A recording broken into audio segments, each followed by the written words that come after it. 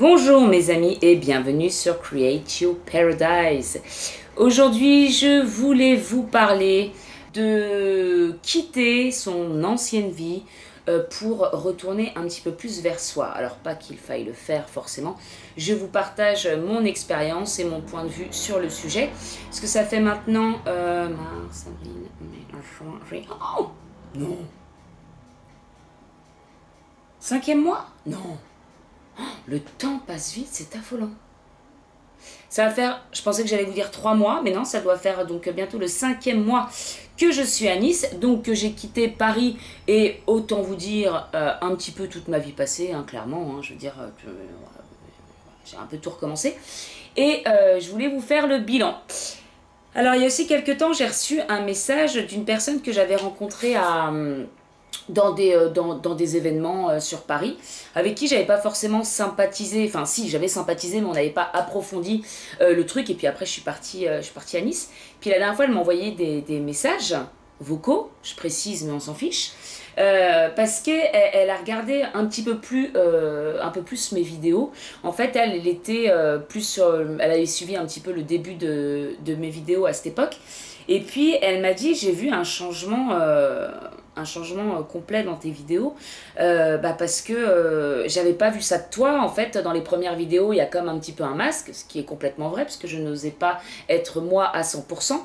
Et en fait, là, elle a vu mes dernières vidéos où je parle beaucoup plus naturellement, comme je le fais là. Et en fait, elle avait découvert qui j'étais quand même un petit peu plus, plutôt que caché, donc toujours derrière ce masque de la rigolote. Alors, si vous voulez voir ces vidéos, elles sont sur ma chaîne YouTube. Hein, je faisais des vidéos plus sur le développement personnel, enfin plus, je faisais un peu de tout, mais c'est vrai que je ne m'autorisais pas à être vraiment ce que j'étais, ou à parler tout simplement de cette façon, hein, c'est juste ça. Mais il fallait que je sketch, que je fasse alors, bonjour, nanana, voilà, parce que j'osais pas encore me dire si c'est pas drôle, s'il y a pas ceci, s'il y a pas cela, enfin encore plein de choses qui me bloquaient. Et en fait, bon, faut savoir, du coup j'ai fait quasiment toute ma vie à Paris, bien sûr j'ai connu tout plein d'expériences, notamment ce harcèlement dont je parle dans une vidéo, mais qui m'a quand même pas mal bloqué, parce que c'est derrière ça que j'ai vraiment perdu toute la confiance. Je pense que déjà à la base j'en avais peu, mais alors ça m'a complètement anéanti. Et puis j'ai pas osé mettre les pieds dans ma ville pendant 3 ans, hein. J'osais pas appeler le médecin, j'osais pas appeler le coiffeur, j'osais pas aller acheter un magazine toute seule, enfin voilà, ça m'a vraiment bloqué. Donc j'en reparle beaucoup, mais c'est vrai que c'est quelque chose qui m'a anéanti toute ma confiance en moi, et qui a fait que j'ai jamais rien commencé, jamais rien fait, parce que j'avais tellement peur du regard des autres, du jugement, de tout ça, que du coup vous préférez rester seul chez vous à déprimer, à vous lamenter en vous disant que votre vie est affreuse, plutôt que de commencer quoi que ce soit, parce qu'il y a trop de barrières, quoi. Il y a trop de choses à dégommer. Hein. Quand on regarde, on se dit non mais j'ai pas d'une vie pour dégommer tous ces murs avant de pouvoir réaliser quelque chose. Bien bilan, c'est faux, parce qu'on peut commencer quand même à se réparer et ensuite à réaliser des choses. Et du coup, il y avait tout ça. Et puis le fait d'être comme ça, forcément, on met une carapace, on a un masque, hein, et puis on devient, on a un faux self quelque part, donc un faux self, une personnalité, enfin on devient quelqu'un qui convient plus aux autres plutôt que d'exprimer vraiment qui on est. Et alors, j'ai eu des relations qui n'ont pas forcément été très... comment dire, quel est le mot? Tendre, c'est bien ce mot, c'est bien.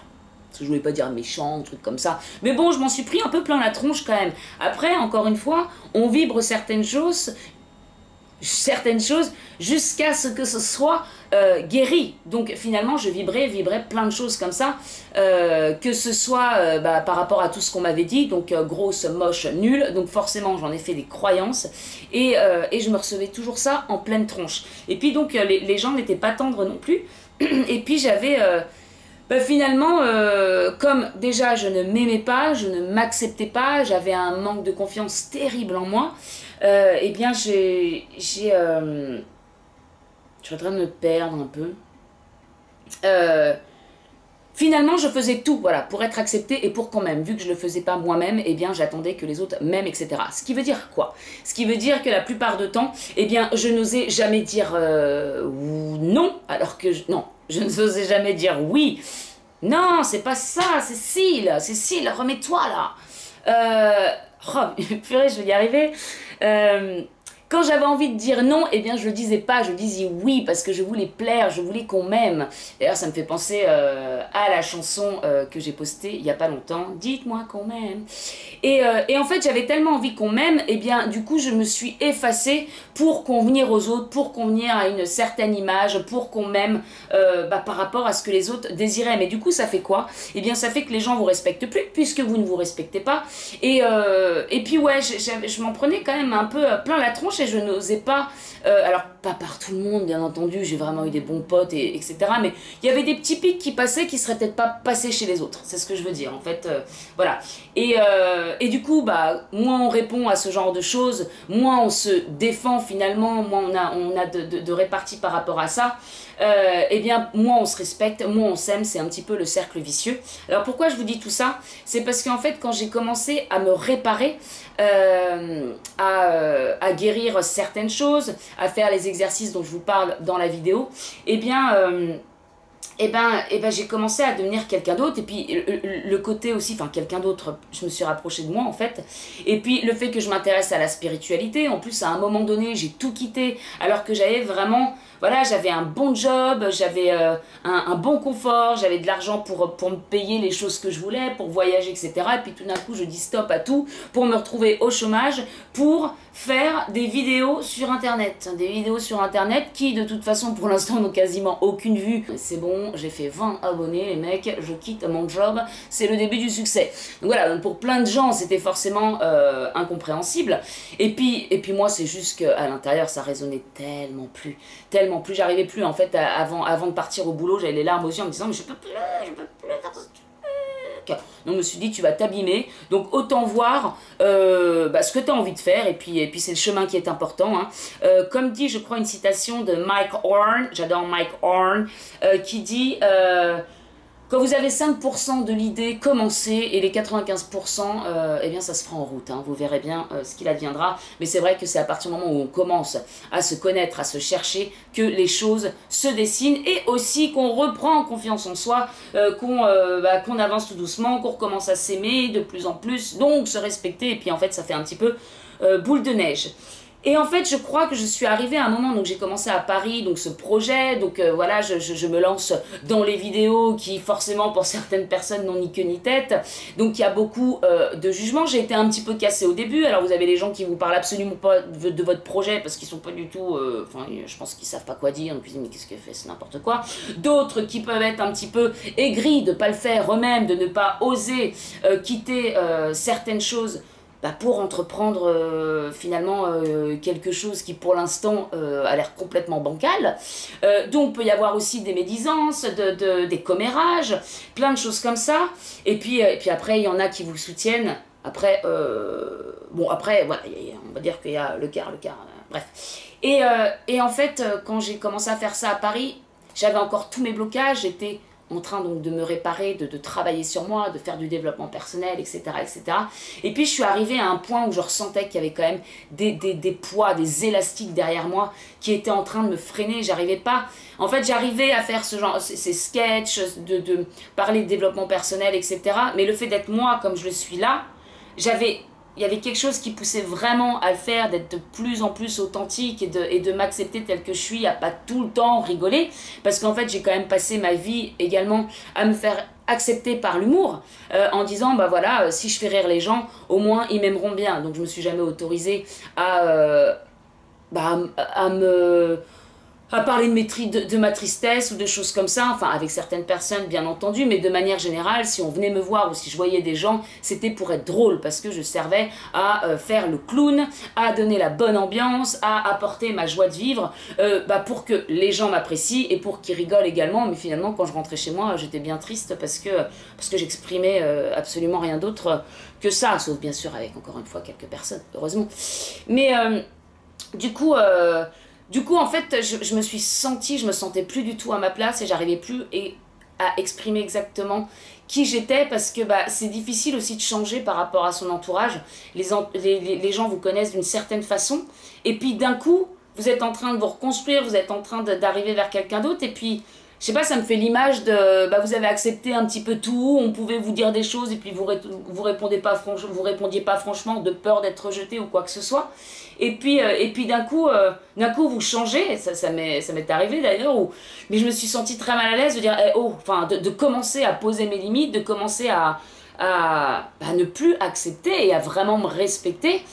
Mais du coup, les choses changent. De toute façon, vous ne vibrez plus de la même façon avec certaines personnes. Et puis en plus de ça, quand vous changez, il y a aussi certaines personnes que ça dérange parce qu'on ne vous a pas connu de cette façon-là. Enfin, il y a plein de choses qui se passent. Et puis aussi le fait de continuer dans mon projet, dans ma lignée, de vouloir être de plus en plus authentique dans mes vidéos et tout, ça me mettait mal à l'aise par rapport à la façon dont on m'avait connu, plus ce changement de truc. Enfin, il y avait plein de, je pourrais pas tout vous dire comme ça, mais plein d'émotions, de sensations qui étaient en train de se mêler et qui finalement m'empêchaient de faire exactement comme je voulais.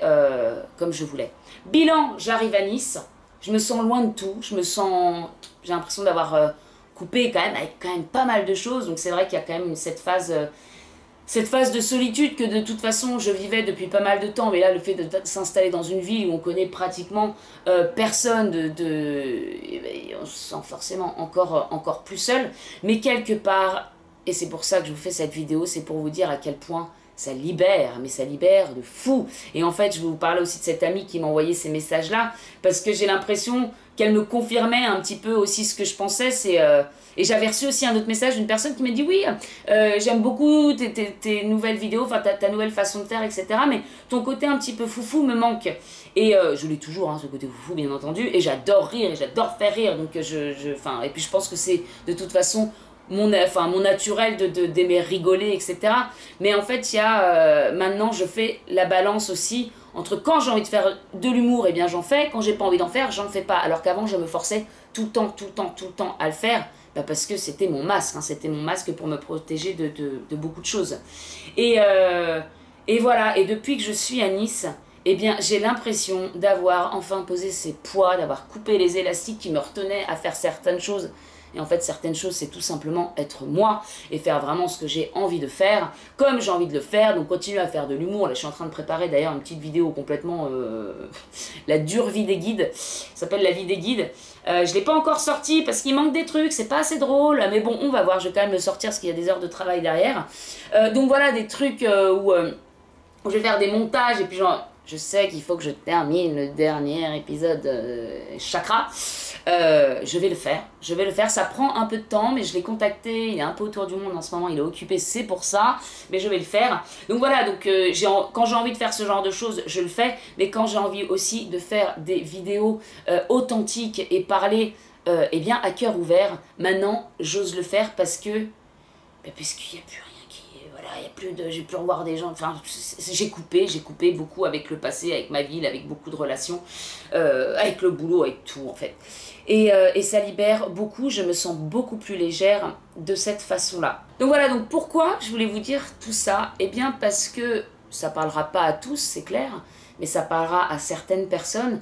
Je pense, je sais aussi, parce que j'ai discuté avec des gens, etc., qui ont du mal à assumer leur spiritualité, leur éveil, le fait d'avoir complètement changé, de ne plus avoir le même regard sur certaines choses. Et parfois, c'est dur de sentir dans ce monde où on correspond plus, mais on n'ose pas le quitter parce que c'est quand même pas facile de couper certains liens ou de partir ailleurs, etc.